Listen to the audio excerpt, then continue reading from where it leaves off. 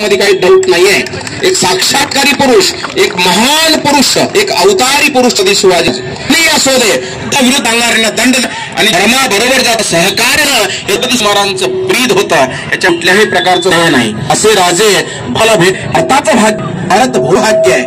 म्हणून आज पहा इतकं ऊन आहे.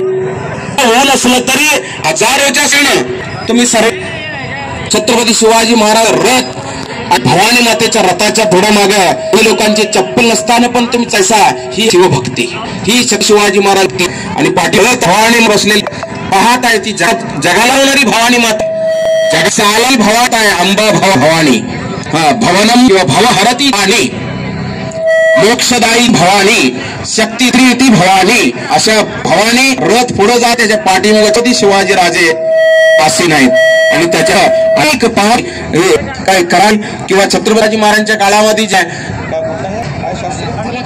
आला छोटे एकदम छोटे छोटे बच्चे, छोटे मुलं जे काय खळत, मला वाटतं की छत्रपती शिवाजी महाराजांना शिकली असं वाटतं. शिवले आहेत खूप सुंदर, खूप सुंदर. पाहिल्यानंतर वाटतं की मी छत्रपती शिवाजी महाराजांच्या काळातलं पाहिलं नाही, पण तो असं वाटतं की त्यामध्ये असंच चालत होत वाटतं. इतकं सुंदर असं करत आहेत.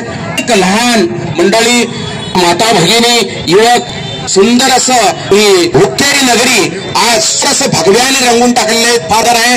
छत्रपती शिवाजी महाराज राहते भक्ते बरोबर एक मठ पण सांगितले तुम्हाला. एक विषय आम्ही अनेक लोकांची नसणार कदाचित. छत्रपती महाराजांतील शहाजीराजाने गेले 400 वर्षापूर्वी बेंगलोरमध्ये 30 ते 40 मराठा समाजासाठी एक धर्मपीठ निर्माण केलेलं आहे. कवा 700 म्हणजे 700 शतकामध्ये, म्हणजे 400 वर्षापूर्वी एक धर्मपीठ स्थापले छत्रपती महाराजांचे वडील. आणि लहानपणी छत्रपती शिवाजी बेंगलोरच्या त्या मठामध्ये खेळले आहे आणि त्या मठाहून आलो आहोत.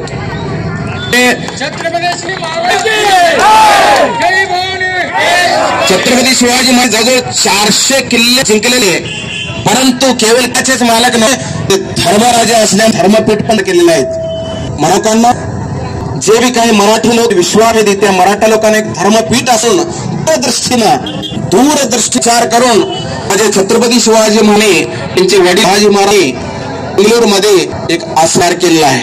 त्याच्याबरोबर काही मध्येच हळियाळ इथून मला वाटतं एक ते शिखर आहे, तिथं श्री हरिछत्रपती शिवाजी गुरुकुल महाराजांच्या नावावर गुरुकुल स्थापत आहोत. 5,000 ना त्या ठिकाणी युद्ध व्यवस्था, वेद व्यवस्था इत्यादी शिकवण्यासाठी, एक मुलं राहण्यासाठी छत्रपती शिवाजी महाराजांच्यावर एक गुरुकुल तयार करत आहोत. त्यामुळं जे बी काय आज या ठिकाणी हुक्केरी नगरी आले त्यांचं सर्वांच्याच कडे किंवा गुरुकडे लक्ष असावं तुम्हाला मी निवेदतो. फार ऊन आहे त्यामुळे बोलण्याचं स्टेज नाहीये. सुंदर असे वाद्य, कुंभ, नंतर अनेक वाद्य म्हणून खूप सुंदर असं एक वातावरण, मंगलमय वातावरण आपण सर्व आहोत. छत्रपती महाराज आणि भवानीचा आद तुम्हाला सर्वांना आस्वाद मंगलमय करत मला आम्ही नमन करतो. हरी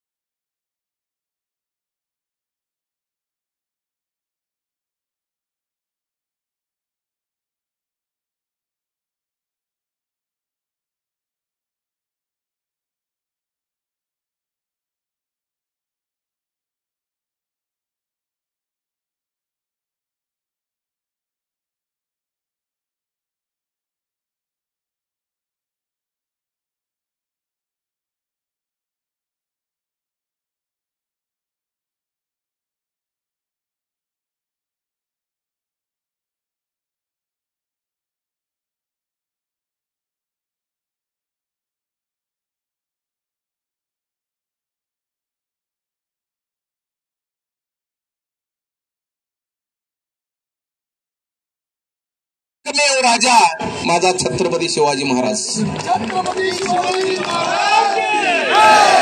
आणि त्या छत्रपती शिवाजी महाराजांनी जवळजवळ 18 पंगड जातींना घेऊन एकत्र आणून राजकारण कसं करावं, धर्मकरण कसं करावं, धर्माचं आचरण कसं करावं, एक राजा कसा असावा किंवा एक आई वडिलांचा सुपुत्र कसा असावा, एक गुरुचा शिष्य कसा असावा, हे आदर्श दाखवून दिलेले एकमेव राजा या भारत भूमीवर कोण म्हटलं तर छत्रपती शिवाजी महाराज.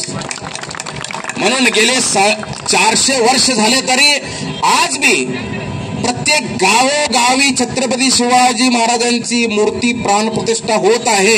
हे छत्रपती शिवाजी महाराजांचा गौरव आहे, याच्यामध्ये काही संदेहच नाही आहे. त्यामुळे ज्यांना मी धर्माविरुद्ध जायचं आहे,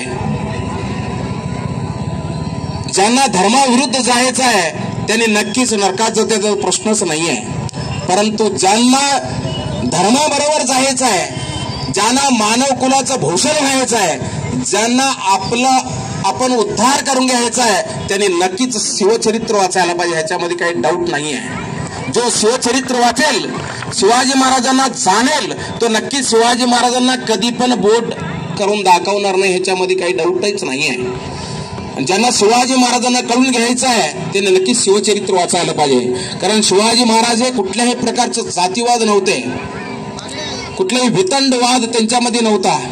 छत्रपती शिवाजी महाराजांना एकच होतं की धर्मानुसार चालला पाहिजे. मानव धर्म एकच हा जगामध्ये धर्म आहे असं घोष करून सांगितले छत्रपती शिवाजी महाराज.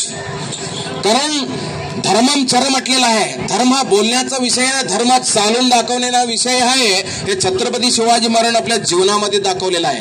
कधी छत्रपती शिवाजी महाराज जो धर्माविरुद्ध वागतो त्यांच्याकडे कधी पण वाकलेला नाही आहे, परंतु जो धर्मा बरोबर जातो नक्कीच त्यांना सल्यूट मारण्याचे राजा